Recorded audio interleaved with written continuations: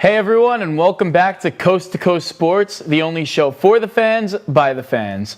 I'm Michael Fiumefreddo, and we are back in Staten Island after my weekend trip to Los Angeles to visit my friends at the University of Southern California, where I was able to witness an NBA championship happen in the streets of LA. The Los Angeles Lakers defeated the Miami Heat in a 6-game series on Sunday, and that's LeBron's 4th championship, the LA Lakers' 17th, tying the Celtics for most championships in league history. And let me tell you, the streets of LA were crazy on Sunday night. I was actually leaving to come back home, but walking from my fraternity house back to my friend's apartment where I was staying, there were just lines of cars driving by, passing down Figueroa Street, going to the Staples Center to celebrate the championship. Unfortunately, the city couldn't see the championship happen in person. They had to watch it on TV due to the Orlando bubble. But it was just a great sight to see the fans, everyone happy that the Lakers won a championship. And it looks like there's going to be more to come. This team still looks great. LeBron's got a few years left in him. Anthony Davis looks like a star. And then you got guys like Kyle Kuzma, Alex Caruso filling in other roles on that team. They look good. In the NFL, you may notice I'm wearing my Dak Prescott jersey today. And that's because of his gruesome injury that happened against the New York Giants. Unfortunately for my fantasy team, we now do not have a starting quarterback, going from having arguably one of the best ones to now 0 quarterbacks on the roster. So we'll talk a lot about that later on when I give you some of my favorite waiver wire and trade targets to replace Dak Prescott and maybe some other quarterbacks if you're not happy with the guys you have right now. But today we're honoring him wearing the jersey, so this is a show for Dak Prescott. Other NFL news that broke, the Falcons, who are 0-5, fired their head coach Dan Quinn after a Super Bowl run a few years back. And it's kind of interesting that the Jets still haven't made the move on Adam Gase. But they did make a move this weekend, or yesterday actually. And I don't know how I feel about it. And that's going to bring us into our first segment of the day. The Jets released LeVeon Bell. They cut him, no longer a part of the team after signing him for a 4-year deal worth $52 million. And you got to think, why'd they do this? Was he complaining too much? They couldn't find a trade candidate for him. I knew reports were coming out earlier yesterday that they were looking to trade him rather than just straight up cut him. But I guess at the end of the day, they decided it was time to move on, get the salary back. But this just looks like a panic move to me. And I really want to know, what blackmail does Adam Gase have on Chris Johnson, Joe Douglas, and the rest of the Jets organization? Because it seems like this guy's untouchable. Like, every move that he makes that negatively affects the team, he's pushed the blame onto someone else. Someone else has gotten fired or cut from it. And it just looks like a never-ending cycle. So the report is that maybe at the end of the year, the Jets are going to bring in a new coach, but I don't see why it hurts them to do it now. The Texans just fired Bill O'Brien, one of the longest tenured head coaches in the league, and they won their first game with Romeo Crennel. Let's see what the Falcons plan on doing with their new head coach, but I don't know. It just looks like it's time for Adam Gase to go. And this team right now doesn't really have a certain direction that they want to take it in. Like, are they tanking for the first overall pick? It seems like it, but they're doing it in a fashion that's so bad that people may rank them as probably one of the worst teams in NFL history. Are they planning on getting a new coach? I mean, they have plenty of opportunities to fire Gase, but it just doesn't seem like it's happening until maybe the end of next year. Is Sam Darnold the future quarterback? Nobody knows. They can't tell. He's got no offensive line, no receivers, no weapons, and no head coach through his first 3 years of his career. So everything's uncertain and up in the air right now. But I want to talk about potential landing spots for LeVeon Bell and maybe even some possibility of Trevor Lawrence coming to New York. So let's start with Trevor Lawrence, because right now, like I said, the Jets are tanking. They're looking to get that number 1 overall pick. And there's been no quarterback like Trevor Lawrence in draft history. Maybe you could have guys like Andrew Luck, Peyton Manning that have been highly coveted as much as they have. But usually a quarterback's usually the 5th or 6th best player on the board. They'll still go number 1 because that's the most important position. People are saying that Trevor Lawrence is by far the best player in this draft class. And I think if the Jets can land him, they'll trade Sam Darnold, try and get some a better prospect or maybe another first-round pick. They'll definitely have more leniency and sway in the head coaching candidates. With Trevor Lawrence obviously on the team now, or the potential to draft Trevor Lawrence, you'll have that to tell Eric Bieniemy, Lincoln Riley, whoever wants to come to the NFL. Maybe even Urban Meyer if he's willing to do that. I know the Jets and the USC Trojans are looking to bring him out of retirement and get him as a head coach either in the NCAA or the NFL. Moving on, though, we got LeVeon Bell now, one of the top running backs in the league a few years ago. He's now free to sign by anybody. And right now, a lot of these teams are just running backfields by committee. So maybe you see him go with a young guy, maybe over in Jacksonville comes to mind. They have James Robinson. But Chris Thompson's their pass-catching back, and Le'Veon Bell is very good at that role. I could see them landing him. Just all those other teams I know, Miami's looking for a running back. They'll play the Jets in Week 6. And they have Myles Gaskin, who's been performing well, but I think Le'Veon Bell is a much better upgrade. There's a lot of teams you can mention, though, that Le'Veon Bell will be an upgrade on. But you can never count out the New England Patriots. Who knows what Bill Belichick is scheming right now down there? I can see Le'Veon Bell going to the Patriots. They have a stacked backfield, but imagine adding a guy like Le'Veon Bell to pair with Cam Newton. I think that's an unbeatable team right there, especially on the offensive side of the ball. So let's get into some past weekend stuff, the stuff I really wanted to talk about. This Le'Veon Bell thing just kind of came across last minute last night, and I knew I had to talk about it.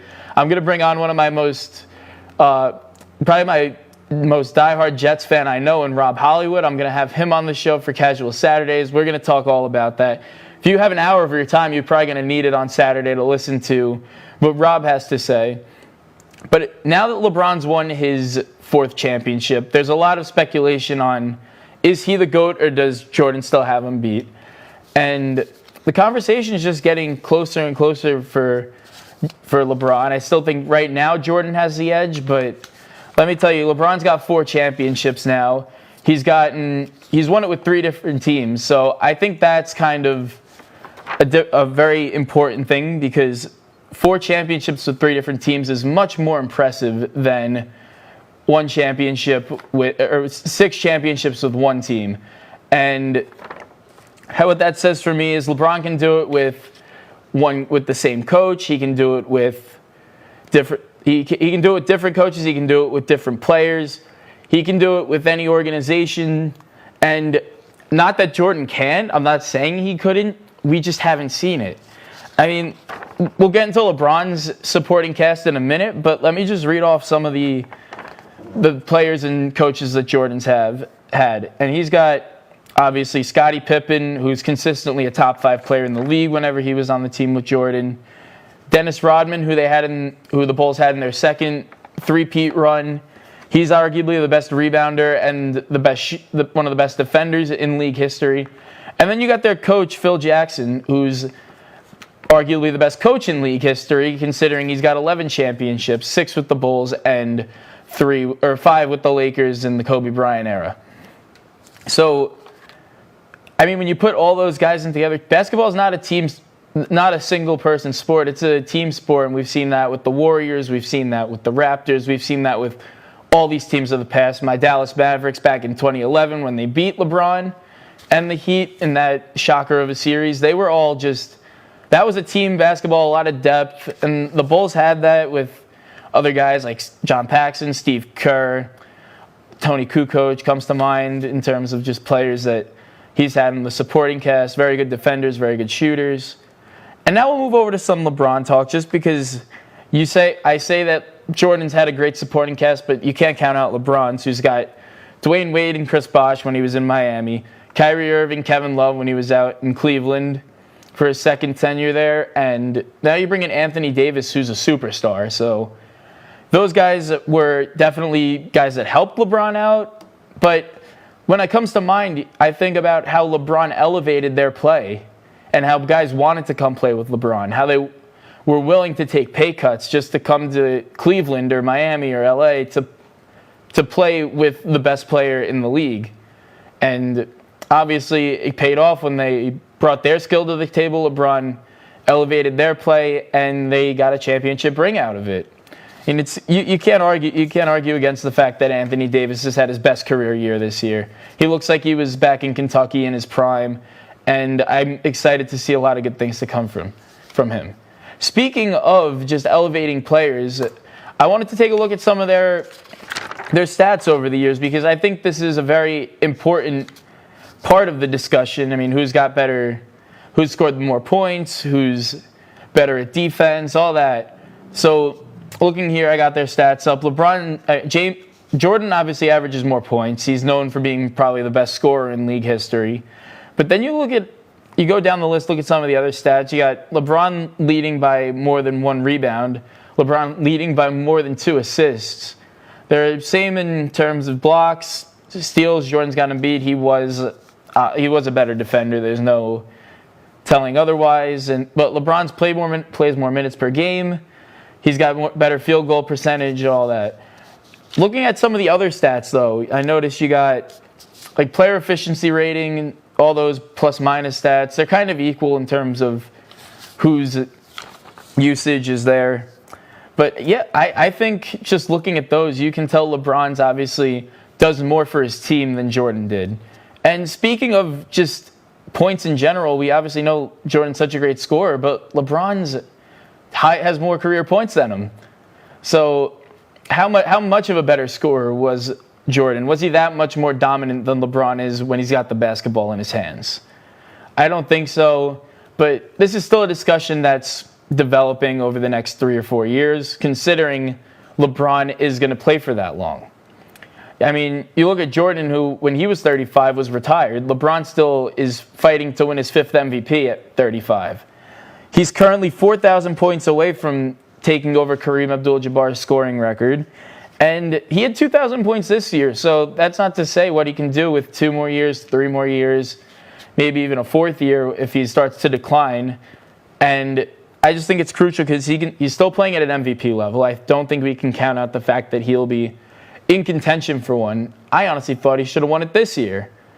But then again, he's also got the team that can win a championship or 2. So when it's all said and done, folks, LeBron could have just as many MVPs as Michael Jordan. He could have just as many championships. And he can hold the all-time scoring record and have one of the most illustrious careers in any sport, for that matter. So I think right now Jordan still has him beat a little bit, but 4 more years from now, I think it'll be a completely different discussion. Moving on to some football. I mean, obviously we talked about the NFL season or the NBA season being in a bubble, but now the NFL season is starting to be affected by the coronavirus. Teams are getting it, not sure when they can play their games. Let's check this out. The NFL this weekend had to reschedule a ton of games just because of COVID-19. There you see they made 8 total changes, 8 games move. I'll give you a second to look at that. But yeah, I see a lot of teams on there that obviously had COVID. The Patriots are one of them. The Titans aren't even on here. They had a few games pushed back. They played last night against the Bills, where they looked like a title contender. Maybe it was the fact that they had 16 days off, 1 practice in between. But yeah, that's just... We'll talk about them probably a different week. We'll just talk about COVID right now. My Jets are on there. The Dolphins, and none of these teams were really affected by it. It was more just the Broncos, the Patriots, and the Titans who really got affected by these COVID guidelines. So, I mean, this is affecting the whole league. Obviously, the Steelers and the Titans last week in Week 4 got off on a break because of the Ravens schedule. But the NFL's running out of time for this all to be like a lenient switch. Like, oh yeah, you'll just move 1 or 2 games, no big deal. Obviously, teams are starting to have their bye weeks. The Packers and the Lions, none of their players tested for COVID, but they just got their bye week this week. There's a lot of teams coming up now. The Seahawks, I know, have their bye week this week. So as time goes on, we could see like week 14, a bunch of games start to get moved because there's no available games. And that's why I think we need to have a solution of a Week 18 NFL in the NFL season.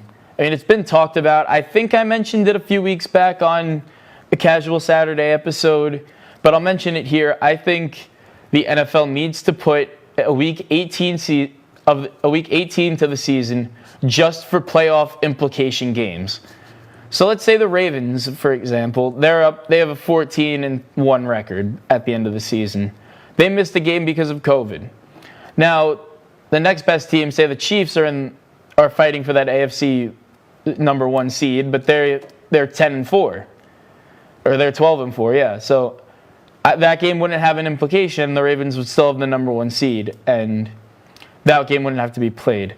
But what about if there's a game where two teams, say the Browns and the Chargers, are like fighting for a wild card spot, and they have to play a game that they missed because of COVID?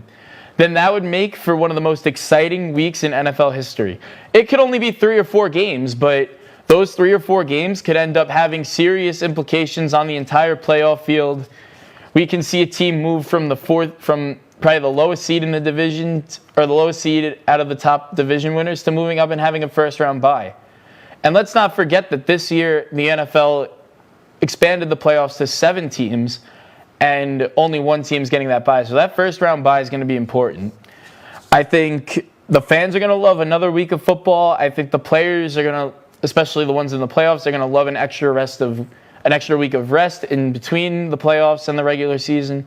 And I think the NFL is probably the biggest winner here, just because they're making tons of money with an extra week. Imagine the TV deals, the ticket sales if they choose to sell tickets. All that's going to come into play, and I think the NFL should really consider it.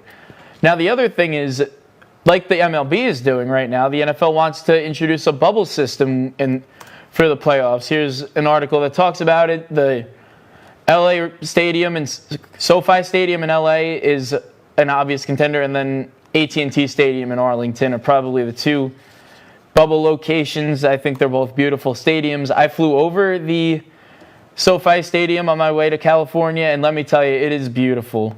So I think there and Jerry World are obviously going to be interesting spots for playoff games, especially neutral site ones where we can see a lot of upsets happen, and possibly a champion that no one's expecting. Now, moving on, I wanted to talk about this Dak Prescott situation, because it's one that is affecting me in my fantasy football league. And I wanted to just give you some guys that I considered when I was looking to replace my quarterback, and maybe it can help you out. Maybe you also have a quarterback that's struggling and you want to trade for a new one, maybe pick someone up. So for my top 5 this week, we're going to talk about 5 replacement quarterbacks in fantasy football. You can get these guys on the waiver wire, trade for them, sometimes either or, depending on your league. So I'll just tell you the guys that are available in my league, and maybe they are in yours too, but some of these guys can go either way. So we'll start with number 5, Ryan Fitzpatrick. Now, right away, I thought he was picked up in probably most leagues, because right now he's currently he's QB7. He's had 20 points in his last 4 games. And with that, he's only had 2 interceptions to 9 touchdowns. So I thought this guy would be a definite roster spot, especially with other guys not really performing that well. I know Gardner Minshew was obviously a big pickup, and then he flamed out when he played the Dolphins. So I thought a lot of people would have taken or dropped Gardner Minshew, maybe picked up Ryan Fitzpatrick after that week, but he's currently only rostered in 23% of NFL.com leagues. And for the QB7, that's around 1/5. So 4 out of 5 leagues don't have Ryan Fitzpatrick on a team. I think he's an easy pickup. Maybe a lot of teams aren't looking for a quarterback right now. You might be the only one. So if you're in a spot where you're like me, I have the 6th waiver priority this week, he'll definitely be a guy that's still there. Moving on to number 4, and this one's a bit of a stretch just because it's the MVP of last year, Lamar Jackson. Now, Lamar is kind of smoke and mirrors what he's doing right now, because you're going to have to give up a lot. But then again, the guy that drafted Lamar Jackson with his 2nd or 3rd overall pick is not happy right now. Dante, who has him in my league, he's in dead last, just won his first game this week. So he can't be happy that his 2nd round pick or his 3rd round pick isn't putting up 2nd or 3rd round pick numbers.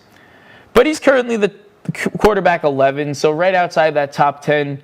And there's a lot of bounce back potential. He's got A game against the Browns coming up, the Bengals again, which the Bengals killed, or the Ravens killed the Bengals last week. Just a lot of teams that Lamar Jackson can get the ball rolling, maybe have a shootout with the Steelers in those 2 games. So we'll see a lot of improvement from him down the road. I think it's just the time's going to tell. He's a very risky pickup considering the amount you're going to have to give for him. But I'm looking ahead, and I think my team's the one that can make the playoffs. And Lamar Jackson has probably the easiest playoff schedule I've ever seen. He's got Cleveland in Week 14, who he scored 27 points against Week 1, and that was probably his best game of the season so far. Then he goes on to face Jacksonville at home and the Giants at home. So a lot of those games, you're going to see big games from Lamar, and it can potentially, if you're like a 5th or 6th seed in your playoff, you can skyrocket up to that championship level. Coming in at number 3, a guy that's owned in around 60% of leagues right now is Ben Roethlisberger. And that might come as a shock because a guy like Big Ben, who's got such a great name recognition on the waiver wire, that's shocking to me. I mean, you could make the case that he's old, but Tom Brady's rostered in a lot of leagues. Drew Brees is rostered in a lot of leagues. What's different about Big Ben? Now, right now, Big Ben isn't scoring as high as you'd like your quarterback to, especially when you've had Dak Prescott scoring 30 to 40 points every week for you. But the only con against him is he doesn't put up 30 points a game. He's averaging around 20 points per game. I think he's just inside the top 20 in terms of quarterbacks this season. But when I say 20 points per game, I literally mean 20 points per game. Here, let's take a look at what he's put up in the 4 games that he's played. Obviously, see the bye week in Week 4 due to COVID. But, yeah, right there you see 22, 18, 19, 21. So he's always going to be scoring around there. And he only put up 300 yards in 1 week. But the other 2, he hasn't fallen under 2, which is like the next guy I'm going to talk about he has. He's good for 2 touchdowns a game, doesn't really turn the ball over that much. And the biggest thing about him is he's already had his bye week. So I'm looking at a guy that I can have consistently. I can just dump Dak Prescott on him. It hurts me to have to drop a guy like Dak, but I mean, he's injured. What are you going to do? My team's got a lot of injuries right now. I can't afford to drop Nick Chubb and then expect to be able to pick him up another week just so I can keep Dak Prescott on my team. Yeah, you just dump Dak Prescott and you got a quarterback for the rest of the week. The rest of the year, barring another gruesome injury. So now moving on to my number 2 spot. I talked about him last week, and it's kind of holding true. Justin Herbert had 4 touchdowns on Monday night against the New Orleans Saints.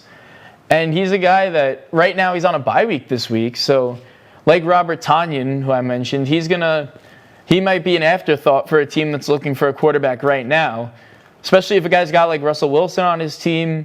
He's going to try and maybe shoot for Fitzpatrick or a Roethlisberger. But Justin Herbert will be available. And I think now's your chance to go out and get him because he's got the bye week this week. He has 7 touchdowns in his past 2 games, and he's only getting better. I mean, when you look at a guy that's improved, even though he's 0-4, which I can't wrap my head around considering how well he's played, he's got a very easy upcoming schedule as well. He's got that big game potential like we saw last week.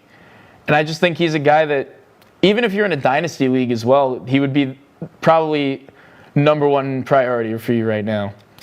And then moving on to number 1, this is actually a group of guys that I like to call whoever's backing up Aaron Rodgers. Because I don't know about you guys, but every draft day I saw that I participated in for fantasy, I saw the same scenario.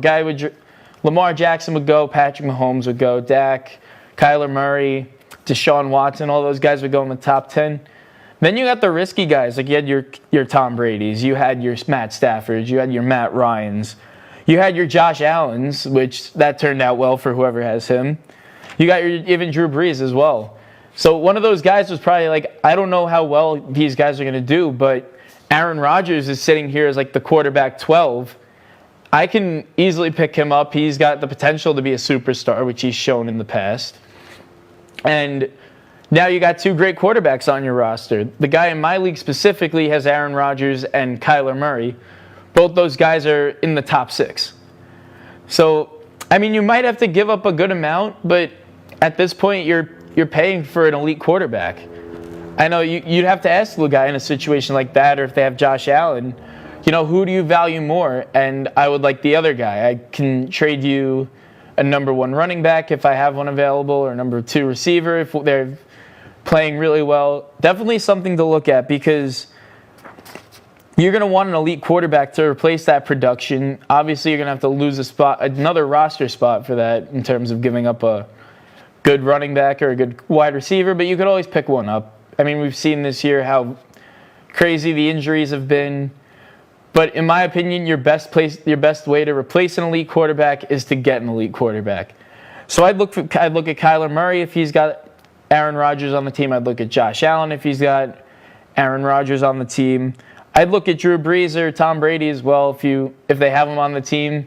And who knows? Maybe they even have Lamar Jackson and paired him with Aaron Rodgers. Maybe they're just that crazy about having a good quarterback. So I think that's a scenario you should definitely look at. Maybe even trade for Aaron Rodgers too. Who knows? Maybe he doesn't value him as high as the other guy. But then you got an elite quarterback to replace an elite quarterback. So that's going to do it for today. I got one more thing, though. I want to talk about the MLB Playoffs, because right now it's not looking too good. Here's my bracket that I made week 1, and yeah, you could just tell I did not do too well. My entire AL is out thanks to the Yankees blowing it against the Rays. And now the Braves are obviously playing the Dodgers. They're up 2-0 in the series. And right now, we said last week on Casual Saturdays rather, that Houston was probably the favorite to come out of the AL, even though Tampa Bay isn't a team that's going to go down easy. But right now, Tampa's got a 3-0 lead. So honestly, there's a lot going on in the baseball world. Those two series are going to looks like they're going to finish up pretty quickly. The Rays and the Astros play Game 4 later today, and on the other side of the NL, the Dodgers play the Braves in Game 3. So 2 games to definitely look forward to if you're a big baseball fan. I'll definitely be watching when I get the time.